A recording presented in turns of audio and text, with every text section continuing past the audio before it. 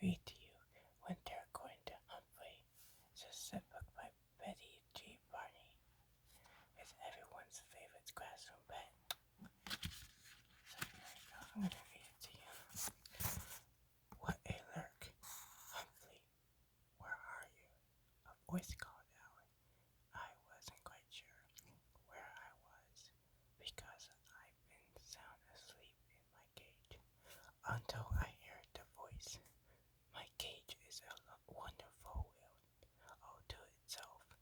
I have everything a hamster needs to in a wheel to spin on: a sleeping hut, a ladder, food, water, a mirror, tree branches, and a corner just for my poo.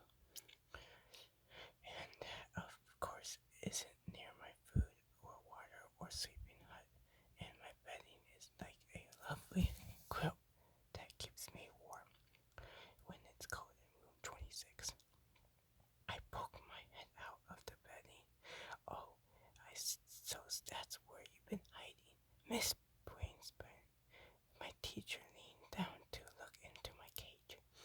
I do like to play hide and squeak at times, but all I could think of that morning was keeping warm during the winter at Longfellow School. They turned the heat down at night and turned up again in the morning. Brr, it's chilly. Miss Brainsburn said she was still wearing her heavy coat and woolly cap. I hope the heat goes on soon.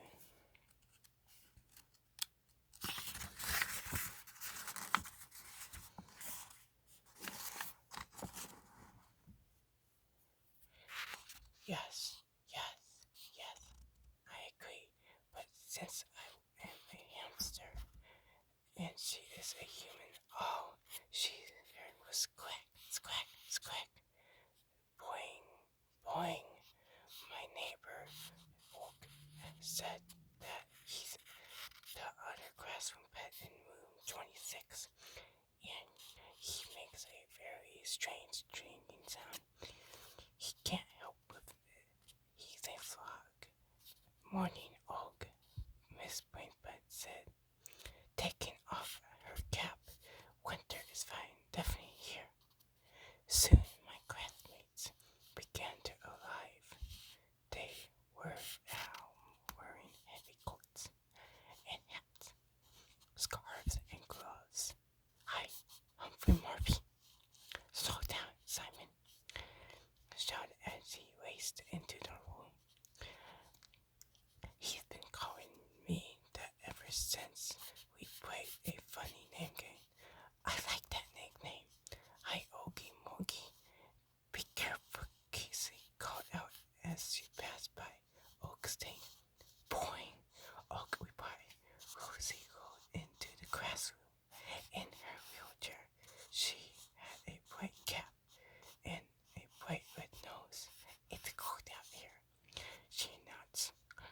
It's freezing out there. It's 20 below zero. And Thomas T. Drew said as he entered, just at top of 20 below zero made me shiver and quiver. I was about to dive under my bedding again. Miss Barnsby corrected him. Thomas, it's actually 35 degrees above zero, which is cold but not quite freezing. Now go hang up your jacket. The students who already hung up their coats stood around talking. Wait until you see the present I'm making you. I heard. Hopeful Holly, tell Kelsey you'd love it. What is it? Kelsey asked. It's a special surprise, Holly said. Cassie smiled. Great. Holly turned to Tall Paul, who was standing behind her. I'm making you a special present too, she told him. Tall Paul looked puzzled. Why? He asked. Because you, my friend, Holly said. You too. She told Small Polly, who was standing next to Tall Paul. The two balls exchanged puzzled looks. Then Holly came over to my cage. Don't worry, Humphrey, she said, I will make a present for you too. That's unsqueakably nice of you. I replied, my squeaks make her giggle. She turned to Oak Sinkville. I have an idea, great idea for you, for your present, Oak. Boing, boing. Happily, I've got a big list of things to make. Holly said, it's a lot of work. I even sneaked out of the bed last night and worked at my desk with a flashlight. It's only the way I'll get them all done. I wanted to get a present from Holly, but I didn't want her to go without sleep to make it. The bell rang, and Holly rushed to their table. Hurry up, Harry, arrived just as the bell stopped ringing. But at least he made it on time.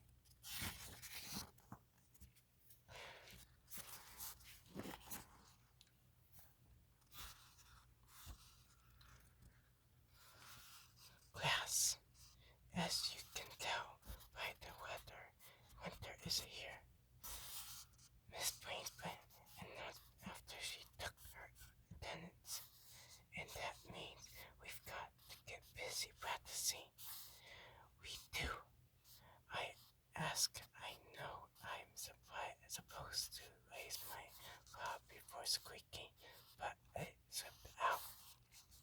This year, Longfellow School is putting on a show to celebrate the winter holidays. It's called the Winter Wonderland. Each class will do a special performance that has to do with winter. She explained it takes place the evening before our winter break, and your friends and families are all invited. Some of my friends went, oh. Some of my friends went, ah. Thomas D. Drew said, all right. I said, squeak, because when you celebrate something, it's usually fun. Miss Lurk will be in later this morning to tell you about your part in the program. Miss Brainspan said, oh, Miss Lurk, the music teacher, sometimes behind. My friends always come back to me. Miss Brainspan changed the subject and passed out sheets of math problems.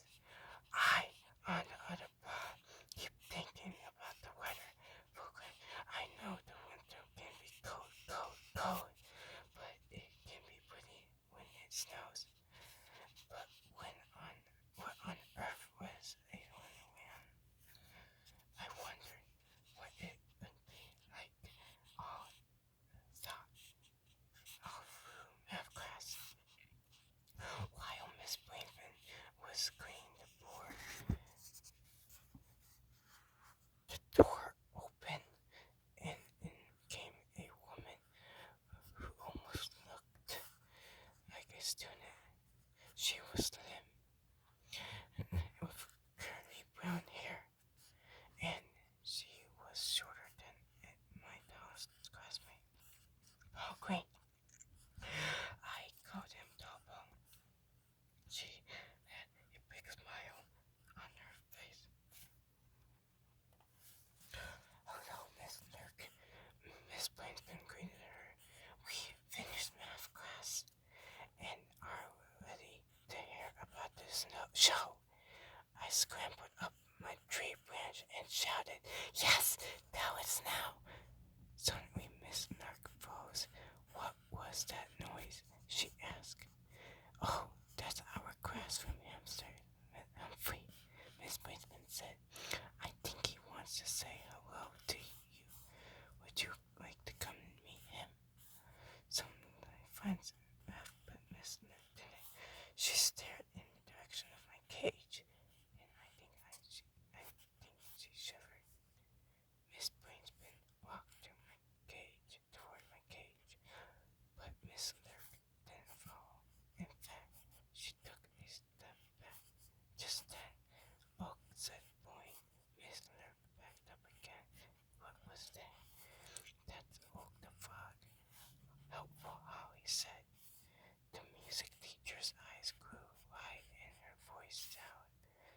strange, as she said. You have a lot of animals in this grass. Miss Blazenbin chuckled. Yes, and they're not all in cages and things. The rest of the grass laughed, but Miss Dirk didn't even smile.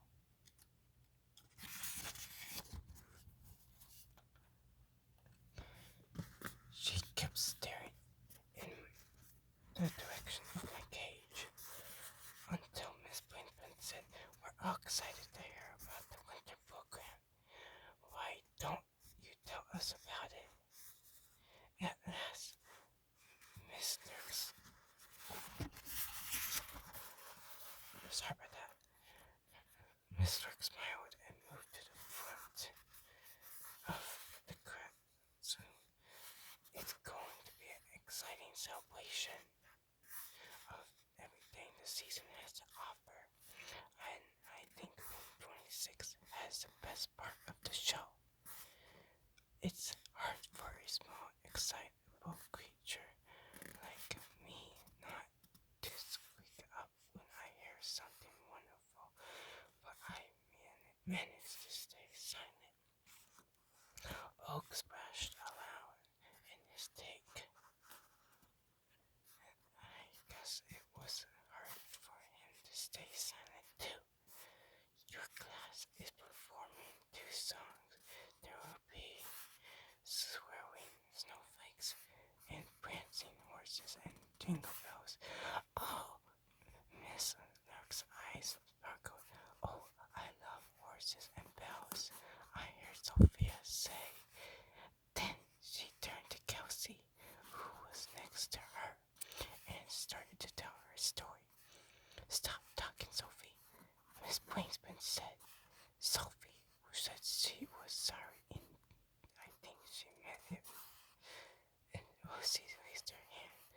Will there be no horses? She asked. No, Miss Nook said.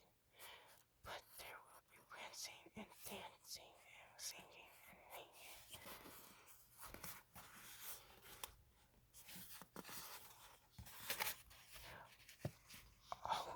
All my classmates were excited at her answer. Yippee! I squeaked. I didn't mean to, but it slipped out. Suddenly the sparkle went out of Miss Dirk's eyes. Does that hamster ever get out? She asked. Sometimes, Miss Blazenbin replied when he rose around in his basketball. This time, Miss Dirk definitely shivered, and it wasn't even cold anymore. Could you explain how we're going to prepare for our musical numbers? Miss Blazenbin asked. We'll be rehearsing in there, Miss Lark said. The music room is being used to store the scenery for the show. Then she started talking about the schedules and rehearsals and costumes. My friends were especially excited about this costume. Some of you will be avoiding snowflakes, Miss Dirk explained, and some of you will be jingle bell horses.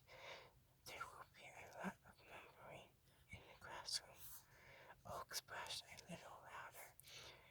I'll be sending a letter home to your parents, Miss Blazenbin said. Now, let me say that this will be a lot of work, and I want to make sure that you are all prepared to do your best. I will, I squeaked, but luckily I don't think Miss Dirk heard me because all of my friends were talking too. Quiet, please, Miss Dirk said. Once everyone quieted down, she added, I will be working, but it will also be fun, and I know it will be wonderful. Now, I'm sure you all know the song Jingle Bells, but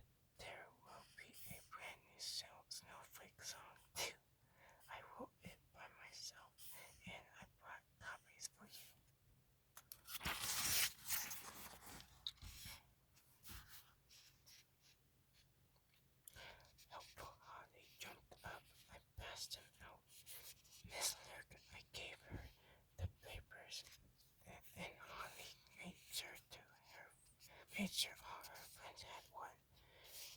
All her friends except Oak and me. I will be working with you on the melody. Miss Nurk explained, and one more thing. Does anyone in his classroom play the piano? Do it now. Daniel's hand went up. I do, he said. I take lessons. Great, Miss Nook said. Would you like to play for the performance? Sure, he said. I'll play the new song and I'll like to have you play the jingle bells. I'll get you the music so you can practice, she said. Be careful, Kelsey's hand went up. I take bell lessons. I already knew that, and I must say Kelsey is a little more careful since she started ballet. That will be a big help, Miss Nurse said. Thomas' hands went up next. I play a musical instrument. Miss Winston said that looked convinced. Tell the truth, Thomas, she said. Thomas sometimes stretches the truth a little. I do, he insisted. Then he puckered his lips and began to whistle. There are several things humans can do that I wish you hamsters could do. Whistling is one of them. Miss Nurk and Miss Plainsman both laughed. That's not a musical instrument, Miss Plainsman said. Sure it is, Thomas said. My mouth. I think we need that mouth for singing, Miss Nurk said. Soon the bell rang for recess, and my friends ran to their coats to get their coats. They stay buttoned up, Miss Brinsman told them. It's cold out there. Miss Brinsman walked toward the door with Miss Work. It will be hard work, but I know the children will love the program, Miss Brinsman said. I can see it now. And Miss Nurse and her nurse sparkled back a what yell into Wonderland. After she